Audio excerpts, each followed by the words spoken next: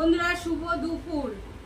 সবাই দুপুরে খাওয়া দাওয়া শুরু করে দিয়েছো, আমিও দিয়েছি। আমি দেখো কি কি রান্না করছি তোমাদের সঙ্গে শেয়ার করছি, এক এক করে শেয়ার করি। এখানে আছে উচ্ছে ভাজা, সাথে আছে লঙ্কা ভাজা, আর এখানে আছে হচ্ছে গঙ্গার মাছ, গঙ্গার ইলিশের মানে ছোট ছোট যে ইলিশের বাচ্চাগুলো হয় সেগুলো দিয়ে বেগুন দিয়ে আলু দিয়ে একটা রেসিপি করেছি, সেটা আমার বড় ভিডিওতে তোমরা দেখতে পাবে, ওতে অবশ্যই গিয়ে দেখে নিও।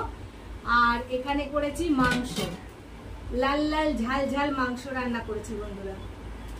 তাহলে আজকে তুমি মাংস রান্না করেছো? মাংস রান্না করেছি।